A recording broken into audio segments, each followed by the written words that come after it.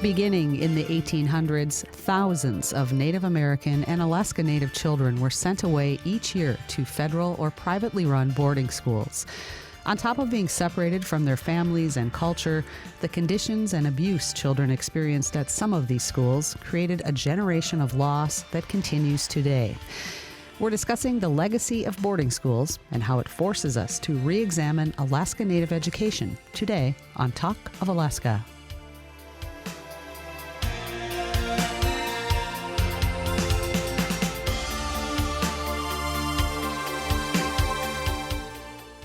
Funding for Talk of Alaska was made possible in part by the Alaska Mental Health Trust Authority and listeners just like you. Thank you. Prescription opioids can be addictive and dangerous, especially when not used as prescribed. If you or someone you know is struggling with prescription opioids, there is hope. Recovery is possible. To hear real stories of recovery or for resources to begin the journey to healing, visit opioids.alaska.gov or contact your local health provider. This message sponsored by Alaska's Department of Health and Social Services and the Alaska Native Tribal Health Consortium. Alaska USA has been on a journey with Alaskans since their first member account was opened in 1948. They'll be with you every step of the way through the challenges of today and the hopes of tomorrow. AlaskaUSA.org. This message sponsored by Alaska USA. The views expressed on this program are those of the participants and not necessarily those of Alaska Public Media, this station, or its underwriters. Hello, it's Talk of Alaska. I'm Lori Townsend. Many communities in Alaska have held vigils or created memorials this past month following the discovery of the remains of 215 Indigenous children on the grounds of a residential school in Canada. Global remembrances have been held for those who died while attending boarding schools and for those who survived and live with the impacts of forced assimilation. Many of those survivors are speaking out today, sometimes after decades of silence. They are also working to bring more visibility to this history and healing to the families harmed by it. Here to discuss that with us today are Fred John Jr., who attended the Wrangell Institute in Southeast Alaska and several other boarding schools in the lower 48. Also on the line is Jim LaBelle, who attended Wrangell and Mount Edgecombe and serves on the National Native American Boarding School Healing Coalition. And in the studio with me today is Paul Unknaguk, who recently retired as the Director of Alaska Native Studies for the University of Alaska Anchorage. Welcome, all of you. Thank you. Fred and Jim, thanks so much for being with us, too. And you can join us. Alaskans, did boarding schools play a role in your family history? Have you found healing, whether by talking about what happened or some other way? What do you think it will take to truly address this legacy? If you'd like to join our program, you can give us a call. Across the state, the number is 1-800-478-8255. That's 1-800-478-8255. If you're in Anchorage, the local number is 550-8433. 550-8433. You can also email us, talk@alaskapublic.org, and we do have a few emails in that we'll get to in just a moment. Before we get started, I want to note that today's program deals with incidents of abuse and neglect that may be difficult for some listeners to hear. This topic is especially triggering, or can be, for Alaska Native people who have dealt with the effects of colonization for generations. The National Native American Boarding School Healing Coalition has a list of resources, and we've linked to that on our website. So if you feel a need to reach out, you can go to the Talk of Alaska post on alaskapublic.org and find those links to get some help. Paul, how about if you start us off by giving us sort of an overview of the policy that led to this creation of Indian boarding schools? Oh, thank you for inviting me on this. In brief, the federal government had been trying to eliminate the property rights of tribes and remove us from our traditional lands when there was resistance, particularly military resistance by the tribes. It was expensive and it was difficult. People don't understand that tribes were actually formidable opponents to the government, the colonists, and later the U.S. government in the early era. One of the strategies that was developed was to end the Indian Wars by ending Indianness. And one of the venues for doing that was missionaries, converting people not only to Christianity, but away from being Indian. That was not completely successful. And at one point, Captain Pratt, who was with the United States Army, had taken over control of Indian prisoners of war and had been trying to actively convert them to Christianity and to de-Indian them. And he was considered successful enough that the U.S. Army gave him facilities to open a federally operated boarding school on a U.S. Army base in Carlisle, Pennsylvania. And that's the origination of the federal policy of using boarding schools as a way of pulling the next generation away from the tribes and trying to eliminate what they consider to be the savageness, the Native American cultures that they were a part of and their languages, and force those young children into becoming good laborers for the white population in the United States. There really wasn't even a promise of citizenship.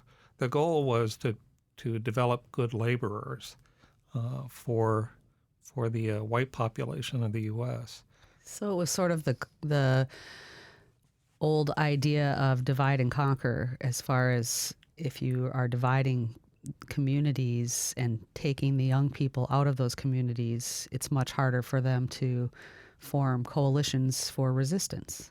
Right. The goal is to win sort of the hearts and minds of the next generation so that they would look down upon their own traditional cultures and would aspire to become entry-level people into the white population's social structure, not as equals, but as good laborers for that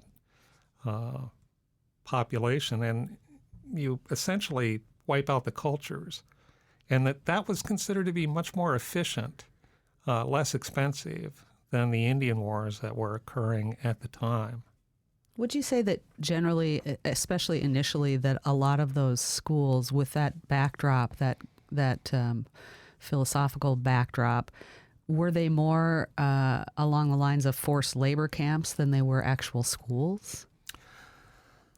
I've heard stories of young people having to work long hours in big plots of land, raising vegetables that the schools would sell. And so I wondered about how much work was involved versus actual education.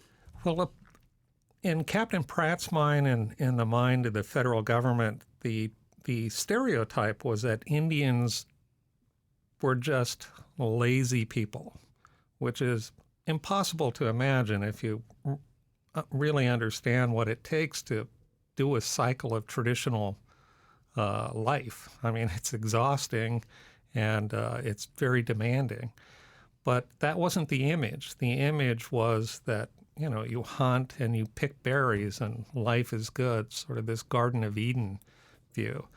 And given that, the government policy was to train Indian students into day laborers, manual labor.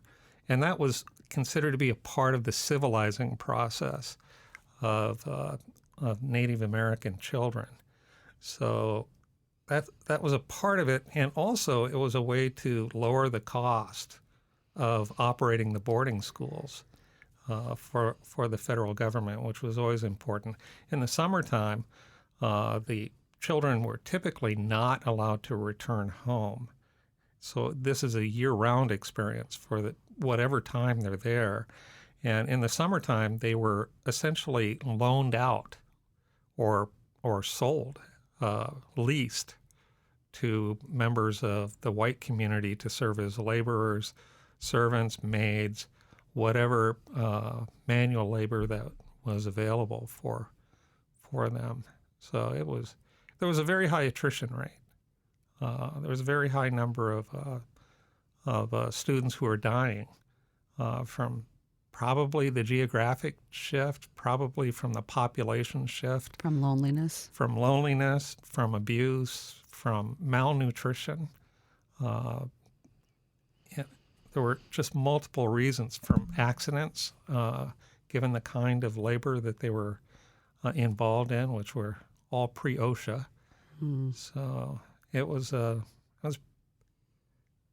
we really don't understand how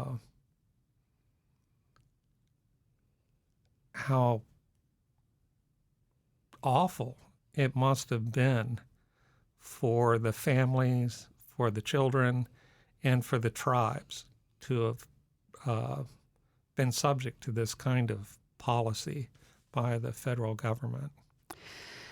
I read one account in the ICER study that Diane Hirschberg, Professor Hirschberg, helped lead about the boarding school era, of one participant in the study who had not been allowed to go home for 9 years, had not seen their family for 9 years, and didn't recognize their parents, had left at 5, didn't recognize their parents, or the community could not reconnect to the community. Jim LaBelle, let's get you in here now, and then we'll turn to Fred as well. Tell us about your experience at boarding schools.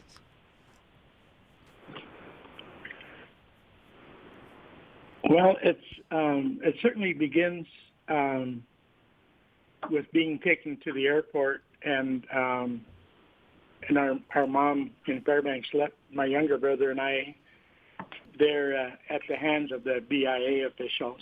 And the first thing that they did was they tied us together with other children with ropes at the Fairbanks airport.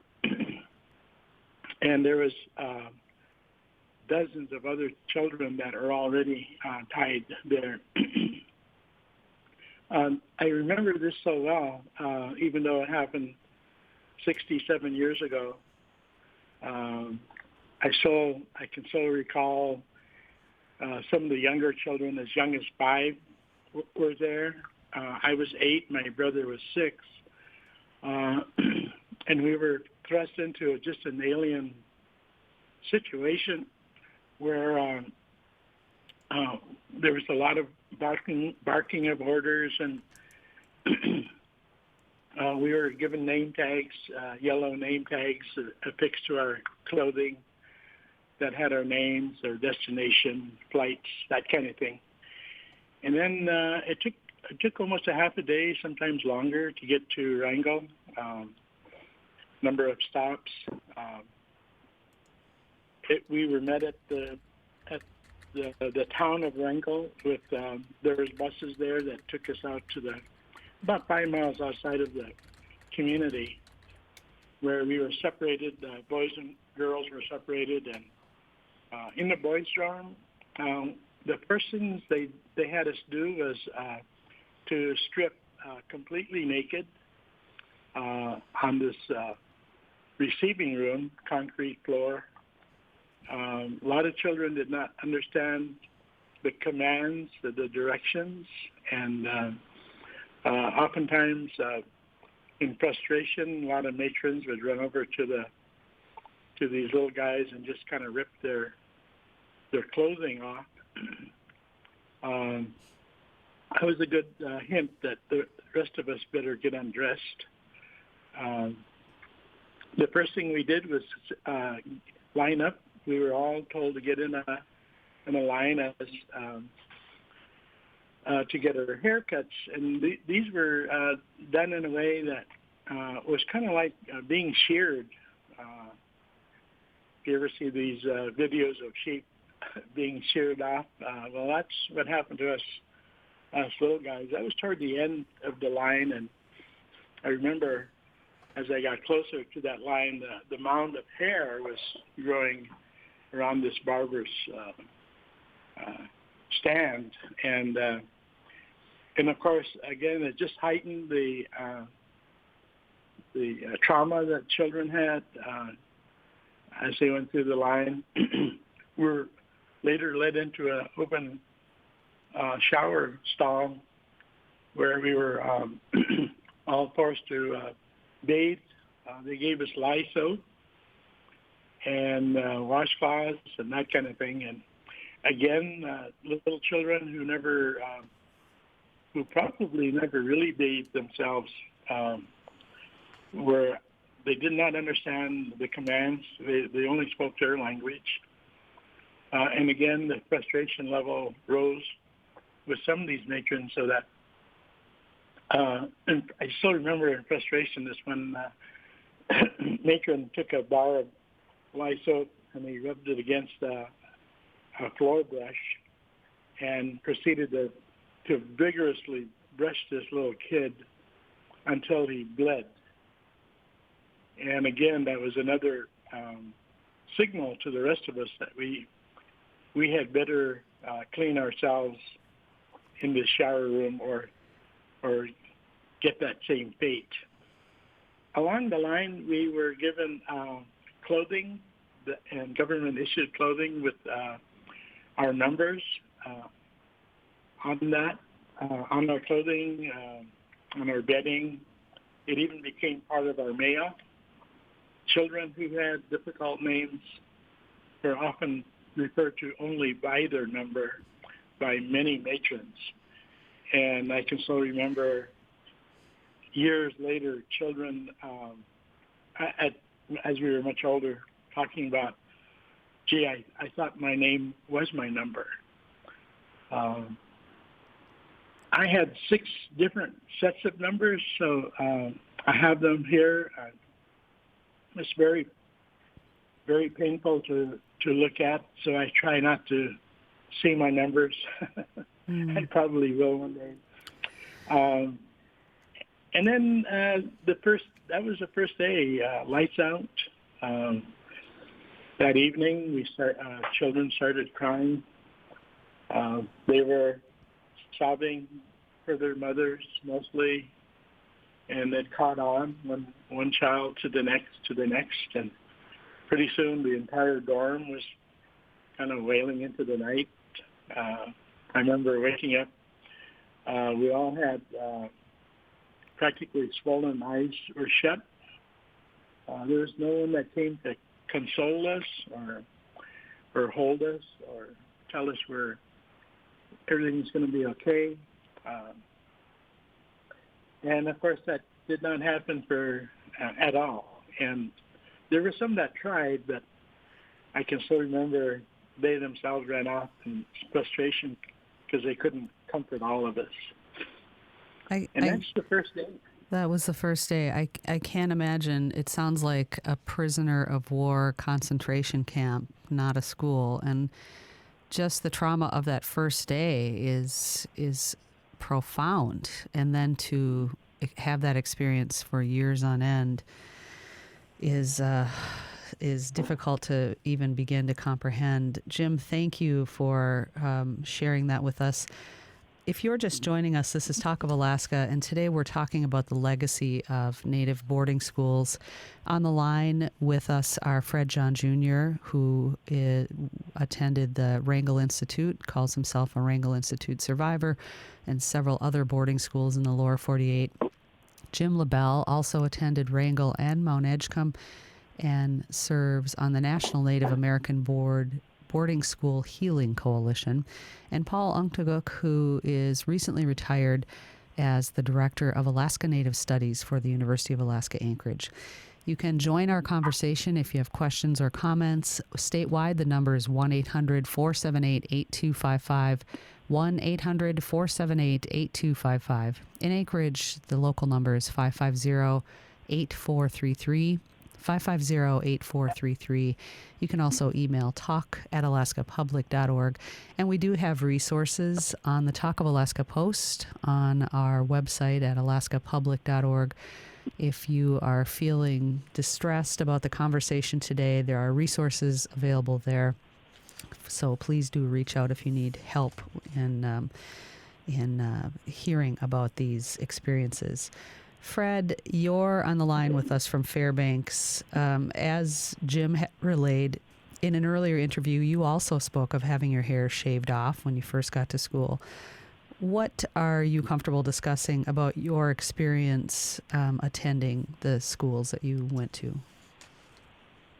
Okay, I'll just continue from what Jim said. What he said was I went through the same thing, and I was there from 1950 to 57. I was the first 2 years I didn't go home. My younger sister was 5 when I was 7 when we went, and I had 2 older brothers went with us. We were there almost 7 years. Continuing, it was like a military thing. We lived during the day by the whistle, and my number was 77. And before the first 2 years ended, I almost forgot my name until my brothers keep telling me, your name is Fred, don't forget that. And it was 77, do this, 77, come up to the office, 77, report to this, report to there. And the other one is what you call the punishment we get. There's people there that were given that we do the smallest thing, and we get punished for it. Like our toes, our coat be on the floor, or we're late, or but the spanking is on Saturday night. I mean on Saturday morning.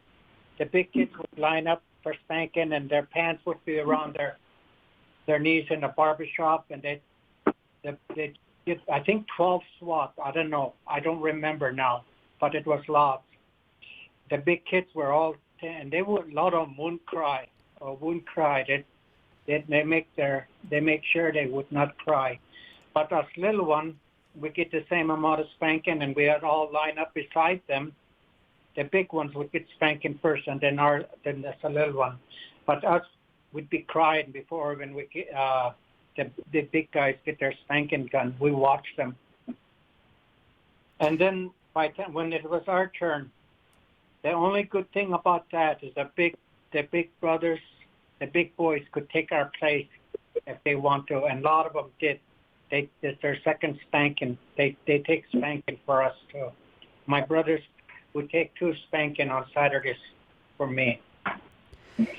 Another one is the gauntlet.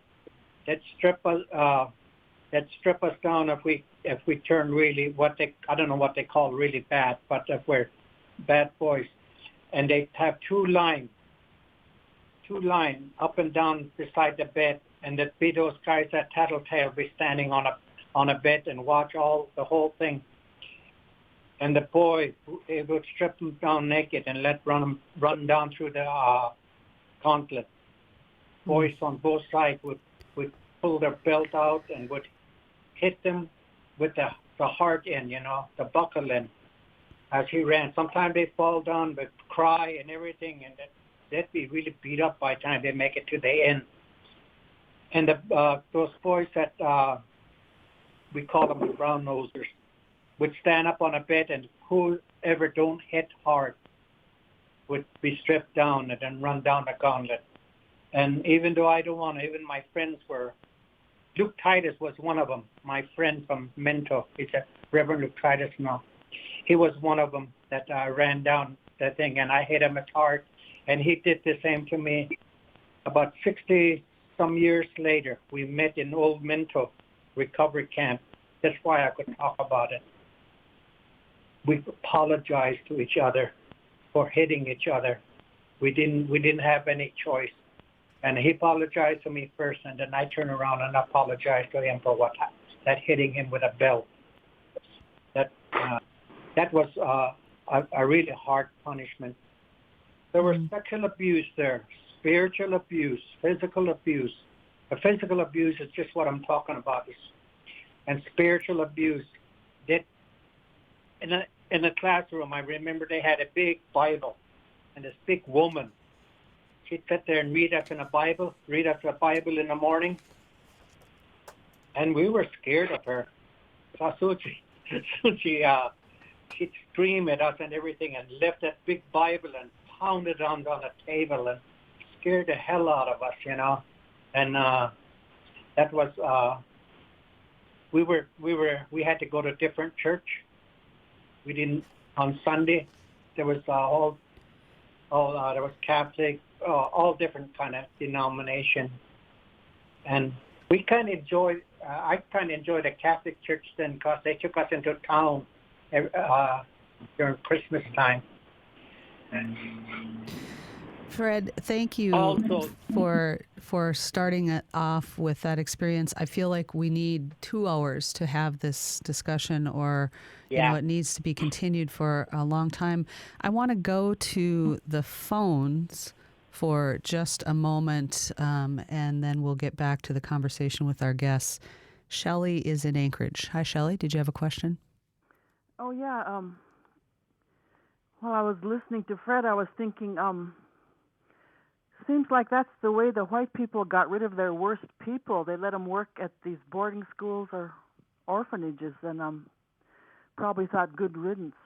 But originally I wanted anybody to tell me what would have happened to the parents if the parents didn't let go of their kids, or not let go, but what would have been done to the parents if they wouldn't have had tried to resist their children being taken to boarding schools, is what I'm assuming you're asking. Yeah. Okay. Paul, is that a question that do you have some knowledge of? Were they charged with some sort of legal? It depends on the period in history.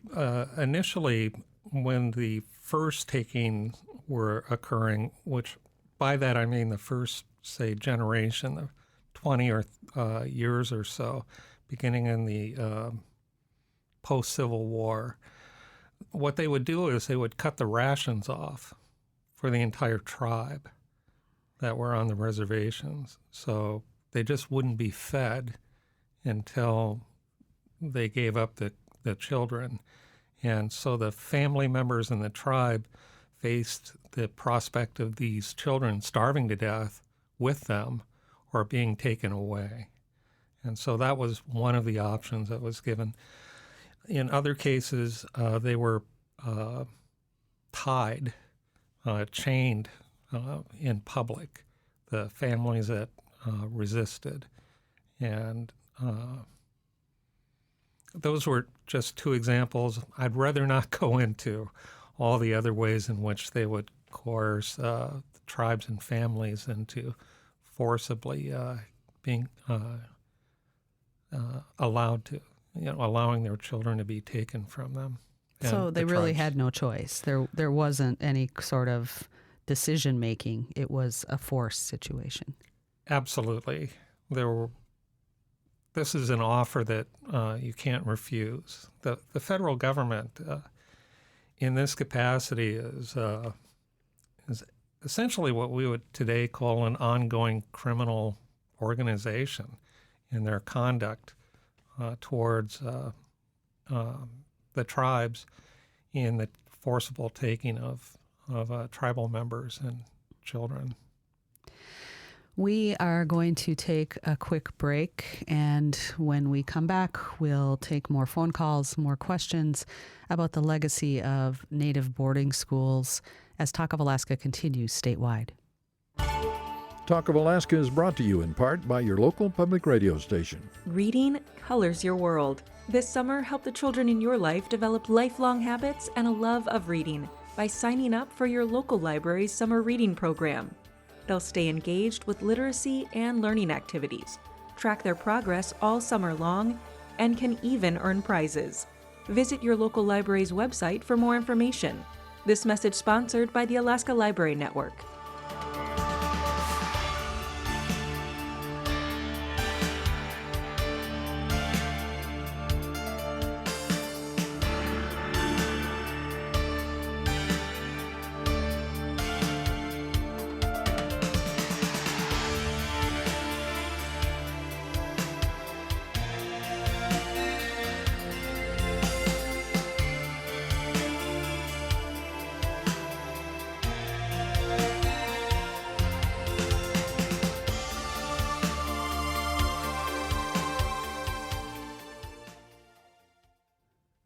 Welcome back to Talk of Alaska. We're discussing the legacy of Native boarding schools today with Fred John Jr., who attended the Wrangell Institute and other boarding schools in the lower 48, Jim LaBelle, who attended Wrangell and Mount Edgecombe and serves on the National Native American Boarding School Healing Coalition, and Paul Unkteguk, who recently retired as the Director of Alaska Native Studies for the University of Alaska Anchorage.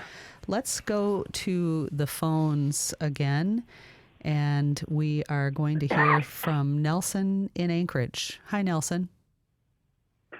Good morning, Jim and Fred and all of you. I thank you for the opportunity to ask a question. Some of us survived the boarding school, and the one question that has lingered in my mind is that after I became familiar with the fact that many of our warriors who were in Vietnam and other battlefields came back with PTSD. And I've often wondered if the children who attended the boarding school, the American Indians, Alaska Natives, and others that were forced to attend boarding schools, have experienced PTSD and what would trigger those. I was a mature 14-year-old student at Wrangell Institute, could hardly speak English, and I got punished severely for speaking Yupik, the only language I could really speak. So thank you very much.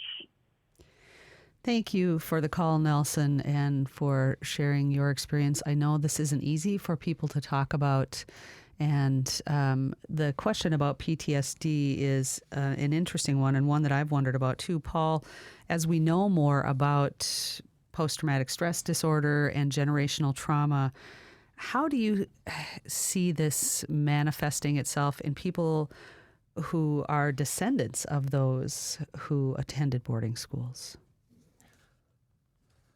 Well, I think it's evident in all the wrong statistics that are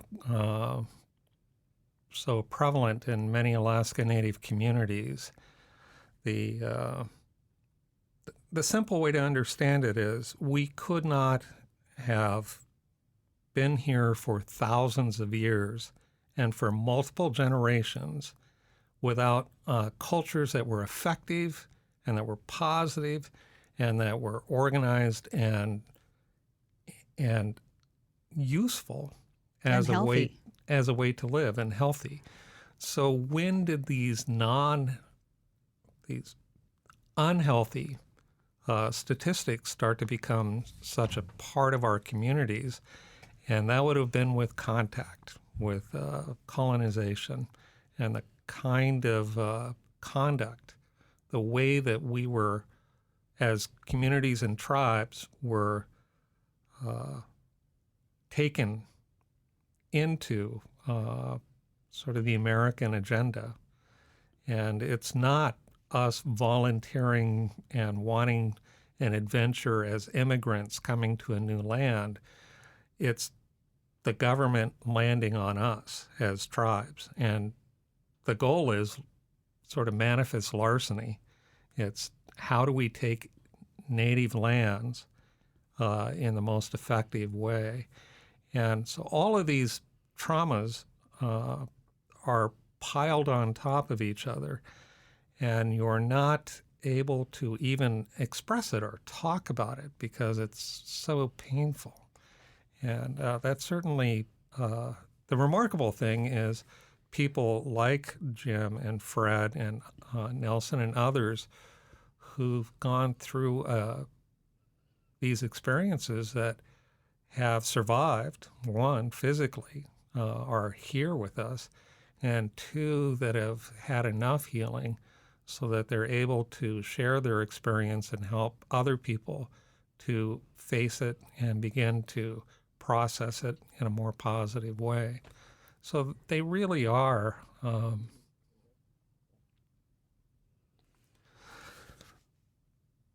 excuse me. I add there were very specific things that would bring me back to become a little 8-year-old in Wrangell. It would be certain kinds of noises, keys rattling, looking in the face of a matron who is had a stare and had a tone of voice that was eminent to punishment. Certain kinds of smells. We had to clean our dorms with very toxic chemicals on the floor and then the bathrooms. And whenever I have that chance of smelling those again, it just kind of brings me back to those times, or hearing certain noises. I know that when Jim was talking earlier about lye soap, I interviewed an elder on the Pine Ridge Reservation in South Dakota many years ago who told me she had nearly no taste buds left because when she was at a boarding school, teachers would put lye soap on her tongue when she spoke her native language. But a friend here in Alaska said her boarding school experience was fine. It was in elementary school in Shungnak that she was punished for speaking her language. She said she was forced to stand in a small circle for hours and that her legs and hips would ache terribly when she went home, so she could hardly walk. And she said she still has trouble with her hips today and wonders if it goes back to that time when she was a small child and forced to stand. So it wasn't just boarding schools where harsh treatment was meted out to Native children. Paul, is there much known about the distinctions here between the treatment of Native kids who were sent away to school and those who had their culture denounced and oppressed in their very own communities? Well, there was that, and then there was a third element, which is all the kids who were institutionalized or pushed through the foster care system, which was terribly uneven in its experience. I went through the foster care system, and in a time that for us, it was a particularly brutal experience. I actually ran away from a foster home and spent the homeless population in Seattle considered me to be a homeless tourist, as anybody who was new to on the street they called tourist, and they a part of them sort of took you in and warned you about the risk and hazards and who to avoid and where to go and how to sort of make your way through. Yeah. And so it's the boarding school, the experiences of some of the way schools were operated, and then the foster care institutionalization, the Indian homes, Native American homes that people were placed in. It's all a mix. Well, and I read in the report how the boarding home concept where young people could come from villages, go into urban areas to attend high school, and were placed in homes that sometimes were quite abusive. These families were paid to house the children, and there was abuse, and that would lead to this sort of downward spiral for some young people who would end up running away and then get caught in that foster care system, and just, it was like a self-perpetuating bad experience that just continued on. The same Alaska Native elder told me that the boarding schools she attended, both in Alaska and outside, were actually good educational experiences that helped her succeed in higher education. And are there similar stories that you've heard that some of the schools, despite the hardship of children being away from their families, were an experience that helped them prepare for life and work in an increasingly encroaching white society where there was no going back to isolating communities, so that you would have to sort of know how to live in both worlds? Certainly, there were many, many people, and particularly in the more recent era, who had very positive and continue to have very positive boarding school experiences. The current Mount Edgecombe boarding school is selective, and at the same time, it's become, from what I understand, a very positive experience. The private religious boarding schools, Covenant High School, when it was operated by the Covenant Church, some of the Catholic boarding schools, and others had very positive outcomes for many of the students. One of the things that I think is important is many of the people that I've talked with, including former colleagues at the university, would say things like, well, it was a positive experience for me. You know, I lost contact with native language and cultures, but, you know, I'm trying to recover that. I'm just glad that I had the kind of education that got me here.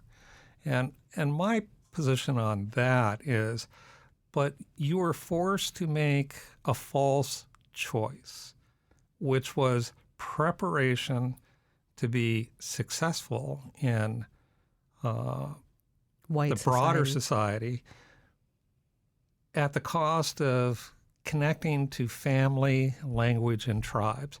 That was not a necessary bargain. In fact, it was a terrible bargain, and it wasn't a choice on your part. It was just something that you learned to cope with as the price of this. And what they also don't think about is for all the people that bargain was rejected. And I knew a lot of very intelligent, highly capable people who would not take that bargain. They rejected the education as a way of rejecting the cultural assimilation. And that has also some very consequential outcomes for not only those individuals, but for the tribes that they were a part of as well. Let's go back to the phones for a moment, and then we'll get back to Fred and Jim as we continue our conversation here. Ruthie is at Fish Camp in Bethel. Hi, Ruthie. Hi, I'm so glad to hear you guys talk about familiar things. Those at that time when I was going to boarding school in Wrangell Institute in 1967, I was 15 years old. Molly Hoot's case had started then, and villages were sent to places where there was high schools. So my parents let me go to Wrangell Institute. It was a very positive experience for us at that time. There were little kids from 5 years old to all the way to 15 years old. I was one of the older ones with the rest of the people that went.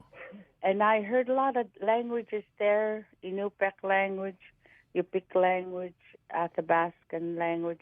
At one time in the bathroom, I heard all the different languages. No one did anything to us, even if we spoke our language. I had very positive experience. The matrons were so nice. The night shift person was very, very nice to us. And our clothes, I still remember my clothes number. They would wash clothes and put them in our, my number is 107. I still never forgot it to this day. And we were taught how to be better people. Like they would let us go to church, to which choice of church they would bring us to. We were churchgoers at my village, and it still continued when I was there in Wrangell. And so mine was very positive. I learned a lot of things.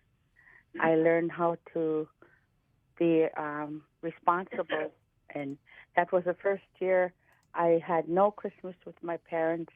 There were no phones in the villages. There was only one phone in the village. They couldn't contact us. We couldn't contact them. When I had a letter, and they sent me a picture and a couple dollars, like $15, I really cried looking at their pictures because I knew I wasn't going to be there for Christmas, first time as a 15-year-old. Anyway, and also I went to Bethel, stayed with my aunt. She was getting paid, I experienced that. And since she's my auntie, she took care of me so well. I would run home, eat lunch really fast for 10 minutes because I wanted to be in course, because she lived not too far from where my high school was, Bethel High School. Well, Ruthie, thank you. Mine was very positive, so thank you. I'm sad to hear about other people that are, went through bad things. Yes, and I appreciate your call and your perspective, and particularly about Wrangell, because a lot of the stories of abuse highlight Wrangell as one of the worst places for people being abused.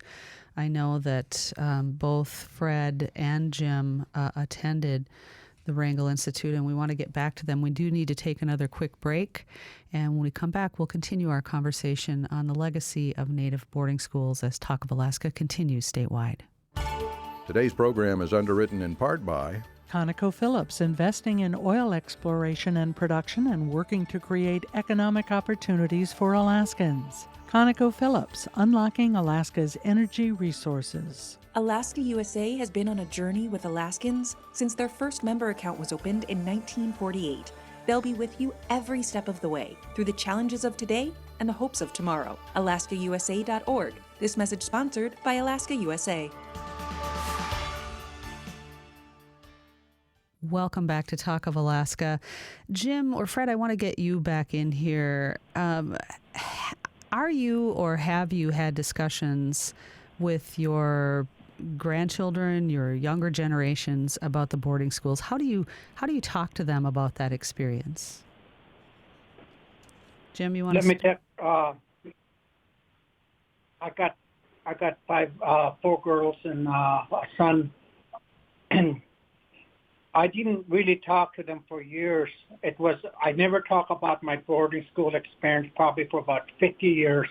I kept a wall around me, an imaginary wall, so I wouldn't ever got hurt again. So I never talk about it. I became an alcoholic. I kept my family. My family kept me together then. I don't think I kept them. And when I came back from recovery camp, I told my story there the first time, my whole life story, and it took about 3 weeks before I started feeling little freedom of telling my story. And my kids hear about my story, and they know my experience and everything. And my daughter wrote about the boarding school at Wrangell Institute, and I was called number 77. And I appreciate she wrote just what I went through in everything. It's about 5 minutes read. I don't think I have time to read it here. Right. But the experience.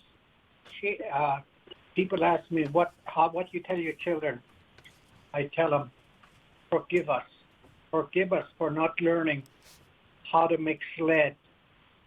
Forgive us for not making snowshoes and boats and canoe and all those things that our uncle and our aunties taught us. The woman and sewing and everything. It was this and a 50. We weren't home, so we never learned those things that our culture teach us. How to be a human being, fish wheel, giving and receiving. All those gifts our Creator gave us as Native people.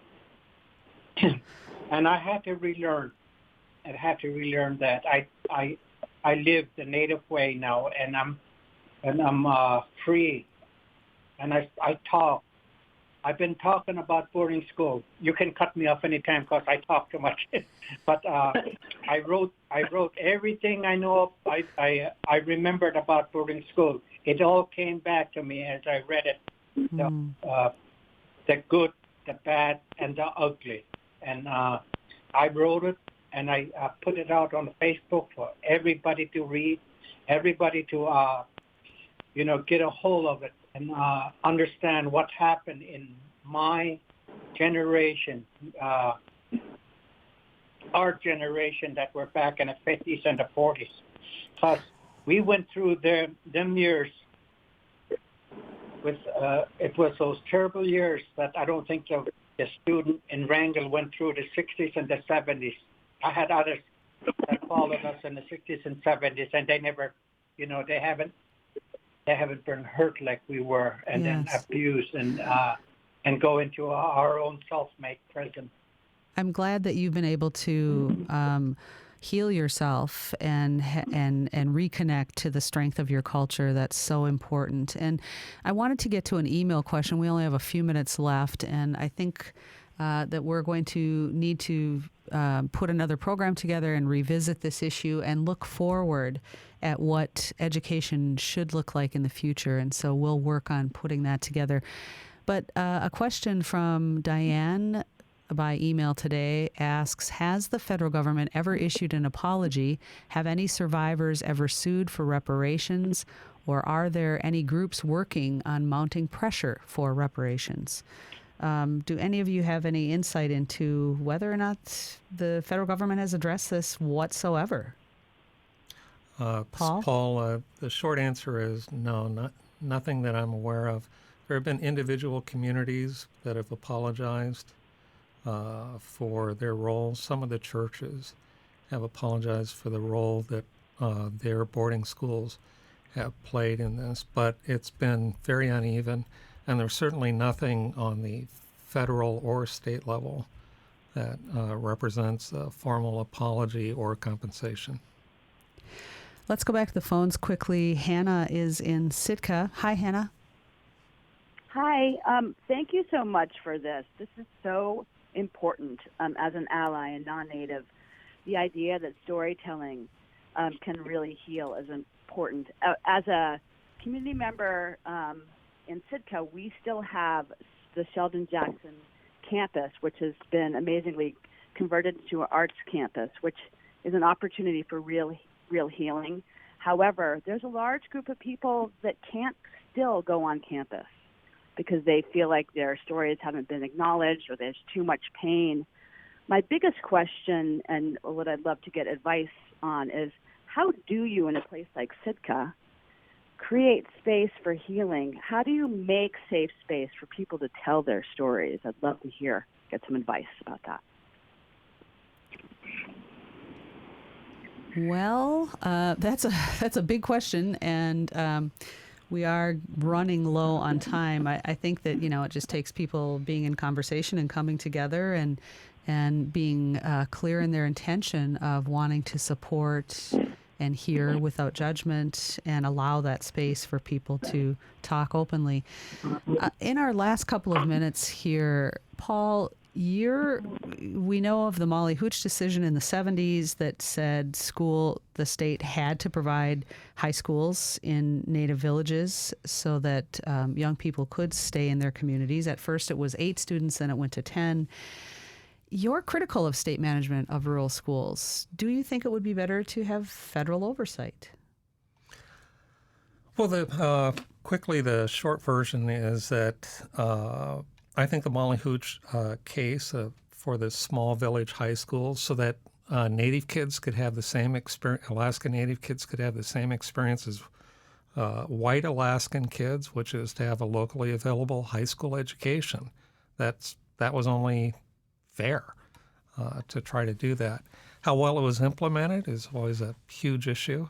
I think one of the worst aspects of it was that the price that was unfortunately made was to lose sight of the federal trust responsibility for the education of Native Americans who are in Alaska. It's tribal federal relationship concerning education.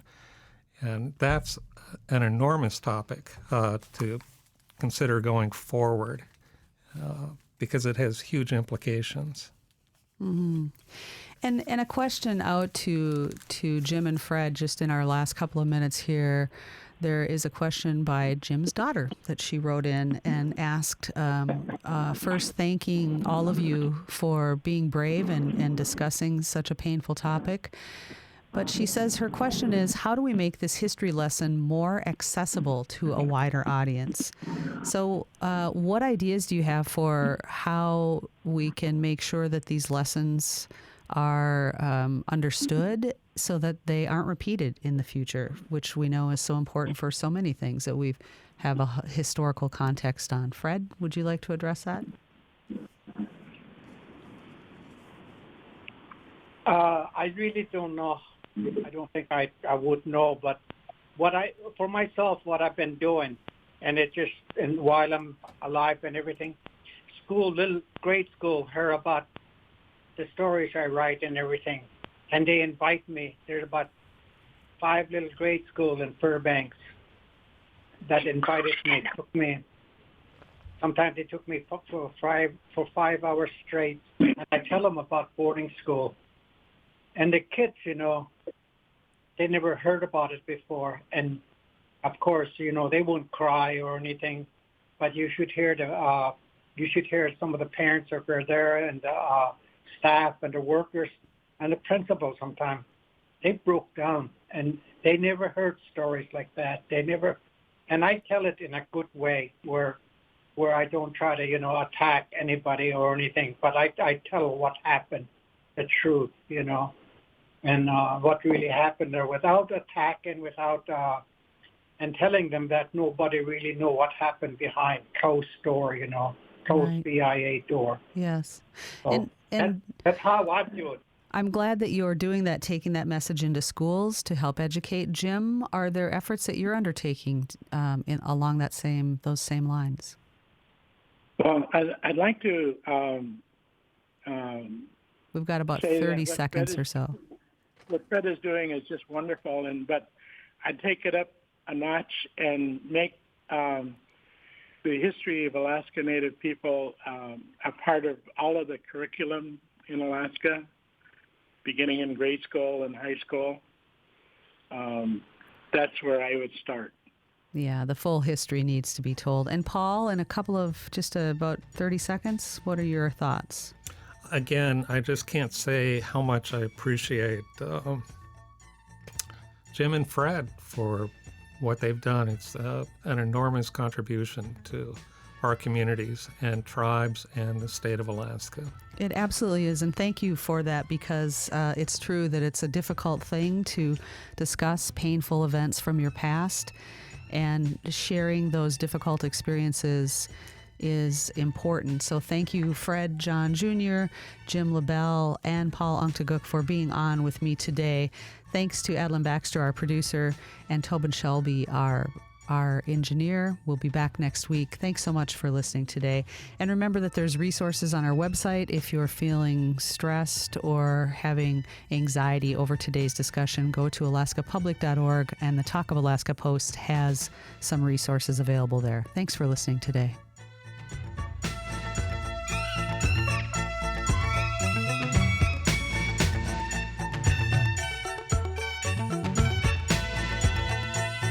Talk of Alaska is a production of Alaska Public Media, which is solely responsible for its content. Views expressed are those of the participants and not necessarily those of Alaska Public Media, this station, or its underwriters. Today's program is available online at alaskapublic.org. This is Alaska Public Media.